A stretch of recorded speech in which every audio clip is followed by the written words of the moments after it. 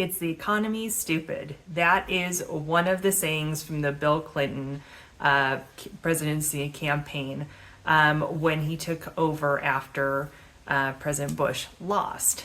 And it really was about the economy. The economy was not doing well, and people vote with their pocketbooks a lot of time. And some people say that this recent election, 2024, was about the economy as well, or their pocketbooks.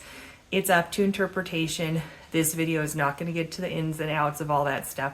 What I do want to do, though, is talk about economy 2025. What does that look like? What are some predictions we can make? What are some musings? What are some things I'm hearing talked about? And what should you know so that you're making the right decisions for yourself? Now, a lot of people will say to me, the economy, oh, it's just so complicated. I don't understand it. It's finance, blah, blah, blah, blah, blah. I don't like it. The economy affects everything. And when I was younger, I didn't know anything about finance, really. I knew all about, the movies, or I knew all about my interests, but I didn't know anything about the economy. And as soon as I started to piece together how the economy works, it made me so much better at making decisions for myself and my future self. And the economy touches everything, from that apple that you're buying at the store, to the Amazon purchase that you made, to the Hulu subscription that you have, to, are you watching the NFL game on Netflix, or are you watching it on Prime, or are you watching it on, regular ABC? That kind of stuff, the economy touches all of that. And from decisions like, do I put extra savings in my bank account at XYZ Bank, or do I put in a high yield savings account? Do I put in the markets? Do I do this? All of that is affected by the economy. Now, none of us have a crystal ball. I always make the joke with my clients. If I had the crystal ball, I love you very much, but I would not be talking to you. I'd be on my yacht, dealing with my stuff and being able to see the future clearly, so I knew exactly what I should be doing and where to invest and all that. And that crystal ball does not exist. But we can take a look at patterns. And we can look at patterns in the economy. We can look at what people are talking about. We can look at trends that are happening and see if we can maybe have some predictions about where the economy is going. And then the big thing is to actually pay attention to what is going on this year in 2025 of how the economy is going to be changing. Because there's one guarantee I can tell you, the economy and the political scene is definitely going to be different than what it has been the last 4 years. You could be pro that, you could be anti that, but it's definitely going to be different. And instead of being upset or happy, let's take it and make it so that you can use it for your benefit and maybe make some good decisions moving forward.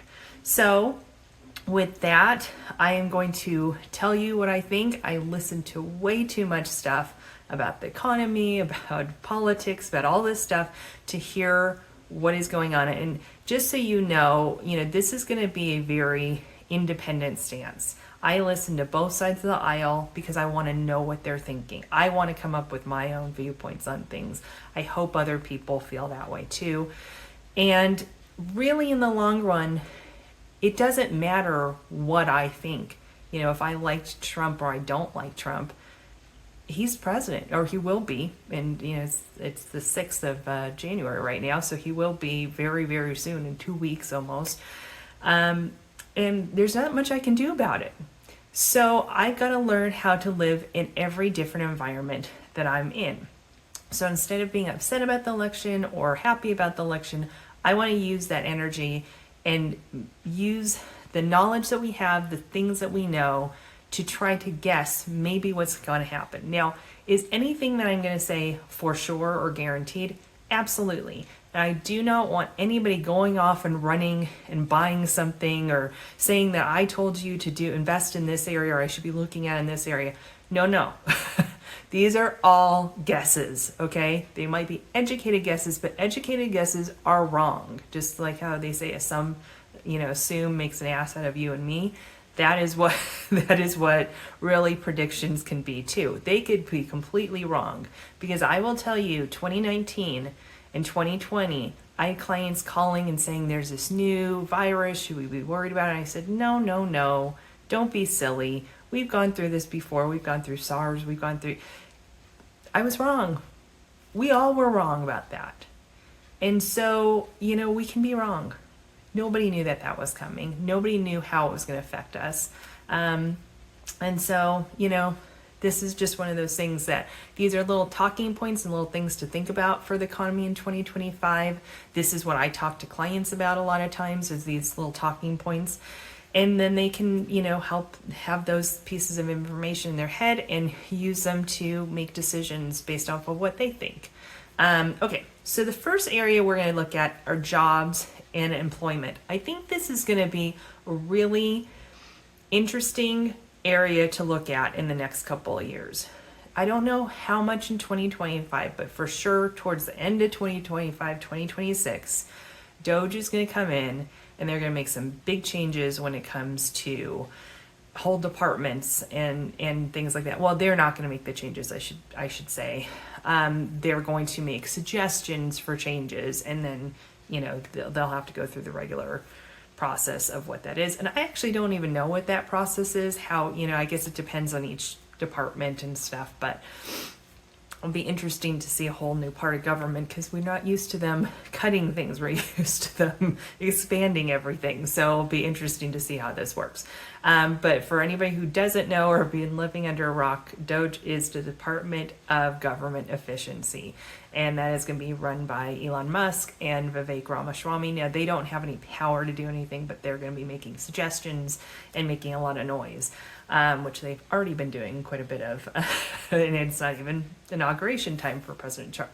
But it's going to be very interesting to see what is going to happen in this world, because you're going to have a lot of people in the public sector, which is government workers, who might not have a job, honestly. And are they going to have job opportunities in the private sector or not? I don't know if people have an answer to that.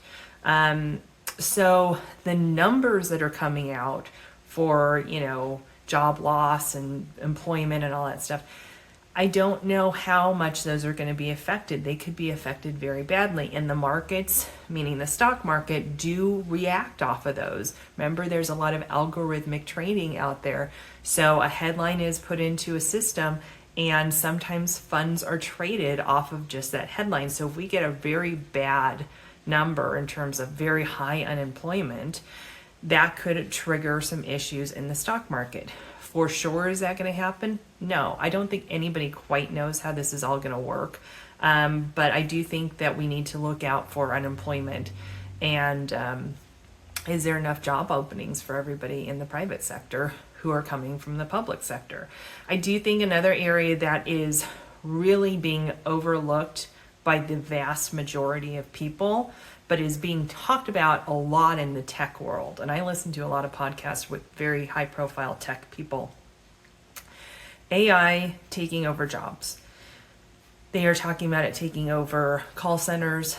They are talking about it taking over customer service. They are talking about it taking over, obviously, manufacturing and other things like that. I did a short video on how Chipotle has robots in a couple of their stores in California who are making guacamole, and another one's making the burritos.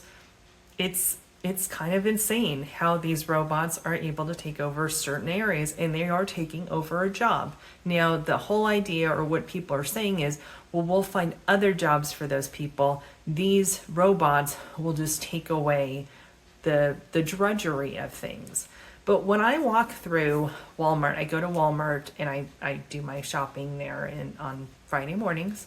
Bright and early, I get there really early. And it's kind of the time that all the workers are kind of getting out there and starting to do their job. And there are a bunch of them that are up on ladders, pulling down products from their top shelf and replacing products that need to be replaced on the shelving, which I am very thankful and happy that they do that. Could a robot do that? I'm sure there are some robots that could do that. What is going to happen to those people? I don't know. I don't know if there's other jobs out there for them that fit their skill level. I don't know what their skill level is. And so I think it's going to be very difficult to assess what's going to happen. And I think because of the new administration that's coming in, regulations are going to be let go of, and I think AI is going to push forward much quicker than anybody expects it to. And that could be damaging to our economy. It could also be great. We have not been in this world before, so I don't know. And if you're wondering, I think I might have just said this in the video, but I'm looking at my notes as I'm looking off screen for a bit. Another area is inflation in pricing. I think people have this idea that now that President Trump's coming back in, prices are going to, go down and we'll all be happy and everything will be fine. I don't know if that's going to happen, to be honest, because if you look at how price structure works, yes, companies could bring down price structure if they're able to pay less taxes, gas prices are lower, if they're able to get the goods that they need to create products easier, if regulations are put away and they can get rid of some people, that they don't need that are helping with their regulation. Where are those people going to go? I don't know. You've got all those situations, and could prices come down from that? Yes. Traditionally, is that what happens? No. Traditionally, if you're paying $10 for something, you continue to pay $10 for something. They won't raise it anymore, but you usually pay the same price. So it'll be interesting to see if government steps into the public sector and says, we need to start bringing these prices down. And is that a good thing to be doing that? I don't know. I don't know how that affects capitalism. But I do think it's going to be a lot harder to get prices down than people who voted, by way of their pocketbook expect it to. And I think there's going to have to be a lot of patience in this area, because I think you have to put certain incentives in place to companies, maybe incentives that we don't want to give, to bring prices down, because they say people are used to paying $10 for cookies, so we're going to keep charging $10 for cookies, even though their profit levels have gone up. It is business. They are allowed to do what they need to do. And who knows, by giving them more profit, maybe they're able to hire more people, and that will take care of the employment issues that I was just talking about. So it's a very complicated world, and it'll be interesting to see what happens. Another area to look into is housing. Housing is very interesting because the housing market has done very poorly the last couple of years. People have been able to survive in those areas, but the housing market's not done well in terms of real estate mortgage in particular. But I think it will be interesting. I don't think that's changing in 2025, to be frank, mainly because we've had words from Jerome Powell, who's the Fed chair right now, who says that he's not going to be lowering prices very quickly, inflation rates very quickly. He's probably going to hold it steady for a little bit, and that's not good for them because they are used to volume. Well, having higher inflation prices creates less volume for them. And so I think that could be a problem. However, there could be loosening up of homes, because right now there is a huge influx of corporations buying properties here, private properties here. And I think that there's probably going to be some kind of stop of that happening. It seems like people on both sides of the aisle are very in favor of that. If that stops, does that make housing more available and create more competition, which is good? Competition is good. What we're having right now is there's not enough inventory out there. And there's too many regulations on building, so they can't build quick enough. And so if we get a balancing act in that, does that help with pricing? Does it help with people trying to get into homes? Does that help with all that? It very well could. So I do think 2025 is going to be still a hard year on the housing market, mainly because of what Jerome Powell has said. And I don't know if housing is the top priority for this administration. I do know that they want to take care of something, but is that going to happen in 2025? I just don't know. Especially since, like I said, it sounds like it is a bipartisan issue to stop having corporations buy homes. Could, President Trump wait, a couple years, and even if he loses the Senate or loses the House or both, could he still negotiate something in the last 2 years of his presidency to get something done in that? He might think he could, so he might push that off. So I do think that 2025 could be a very hard year in real estate. Another area is technology and business. I think we have probably avoided what was going to be the biggest problem when it came to business in general, which was the tax cuts sunsetting or going away at the end of 2025. Because these are President Trump's tax cuts, everybody took a part of it, but people call it his tax cuts. He will do what he can to extend them or to make them permanent. And that is good for the economy. You might not like it. You might say that, billionaires are getting tax cuts and everybody else isn't. But if that billionaire owns a business and they're still able to pay lower taxes, that helps profitability for the companies that you're buying in the stock market, but B, it could also create more jobs, more opportunities, more things like that. So really, I think the fact that the tax cuts are not going to sunset into something we don't know what it's going to be is going to be a good thing. It's a stabilizing power. Does that mean that those should be our tax cuts forever? Not necessarily. I don't know enough about that plan to know if it should stay that way or not, but I do think with everything else going on, some stability is good. And markets, meaning the stock market, likes to know what's going to happen. It doesn't like, uncertainty. That's probably why we saw a little bit of trepidation in the markets towards the end of 2024. Was it's unstable a little bit. We still don't quite know what's going to happen. Trump tends to say things but not give a lot of details about it, and that is all because that's the way he works. If you read his book, The Art of the Deal, which I did way back the first time he was running because I wanted to know who this guy was, you will get a very good sense of how he does business, and he does not talk a lot about details. He just kind of says stuff. And that shouldn't be surprising to anybody if they read that book. So I do think that could be interesting. I do think tech is going to go skyrocketing the next couple of years just because, again, regulations, they feel like have been holding them back. If regulations get torn away or less regulations there, it just allows them to be more creative in that tech world. Again, AI, like we talked about, could be a big thing. Global trends, I feel like there's a lot of instability right now in the global markets. You've got, I don't know what's going on in South Korea. That seems like a huge mess. You've got issues up in Canada.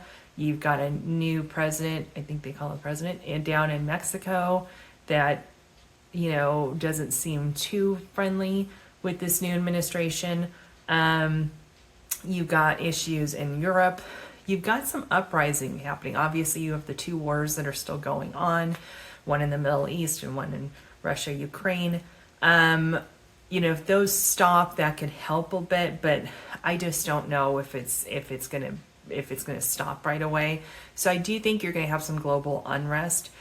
Sometimes I hate to say it, global unrest is good for the United States. The United States is very good at finding opportunities where they can surge when other countries aren't doing so well. And so it could be a good time for us, especially China has been having a lot of economic issues right now. This could be a good time for us to broker some kind of agreement with them, make things a little less tense in that arena, and do very well. So it could be a very good thing for us, but it does feel a little unsettling, and we don't want to go to war, and we don't, that kind of thing can be very unsettling, and it can unsettle markets too. Stock markets meaning. All right, climate and energy. This is one area that I think is fascinating right now. So traditionally what happens is when a Democrat administration takes over the White House and, the House, the Senate, and basically the Congress in general, the shift is over towards green energy. And then when it's a Republican administration, it shifts back over to traditional energy. And it kind of does this back and forth, right? But it's going to be really interesting because there is new talk of total, not different, but going back to some more refined bad energy that we've had. There's tons of talk about nuclear energy.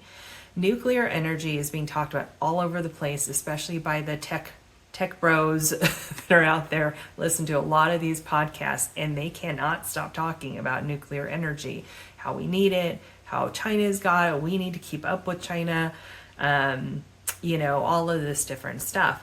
And are they right? I don't know. And by the way, again, I'm not telling you to go buy anything with nuclear or anything like that. I am just saying that this is a fascinating area to take a look at. This is not a recommendation of any kind whatsoever.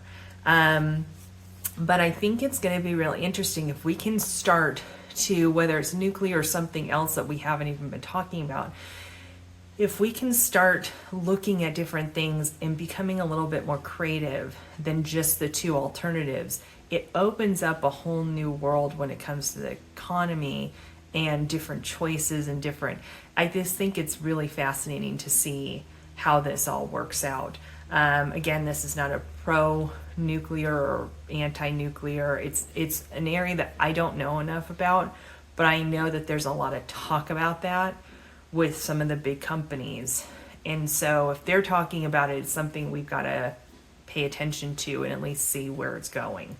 And last but not least, I think personal finance is a really interesting area. I think that if people can start to feel financially stable, things are going to be a little bit better for us.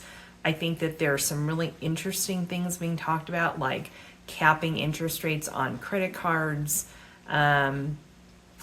There's some interesting talks about how to deal with student loans in a better way, and all of those kind of things.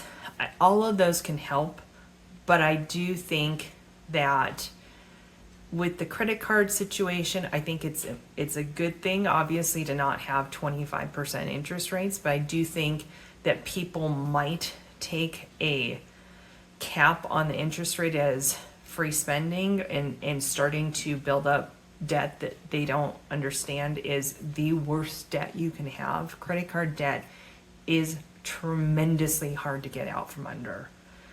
Please be careful with your credit cards. Just because a cap might come in for interest rates does not mean we should go crazy and just put everything on our credit cards. It's going to be interesting. The other thing to consider is, interest rates and where we're putting our money. I would hate for interest rates to come so far down that now high yield savings accounts are getting 0.4% again, and people are shoving market money into the market that they are not comfortable shoving in. That I have found is a really bad situation to be in. I don't think that that's the right way to do it. I think everything should be in balance of each other. So I am worried about interest rates coming down too far again so that we don't have any safe haven to put money. And there's some interesting areas that in the fixed income area that are kind of coming out. I can't talk about them because SEC hasn't regulated anything, but I do think it's an interesting area to kind of take a look at, that there are some other fixed income alternatives that might be coming around the corner that could maybe fix that solution. So I think personal finance is really going to be, do people feel safe and secure for their financial future? That's really it. And if they do, they'll be saving more. So with that was a lot. I hope you got through it. I hope you found it interesting. I don't know if I'm right about any of this. I could be totally wrong about all of it, but I do think it's important to talk about the economy, get it out there, and hopefully you found this fascinating enough that you are looking at different articles throughout the year, trying to stay up on what's happening with the economy, because I think the economy is what makes the world go round, and it makes the difference between you getting to retirement, getting to your financial freedom, and not, because that's what I do, is I help people do that. And I hope that, we can get you to that path too. So until next time, take care, and we will see you in the next video. Bye-bye.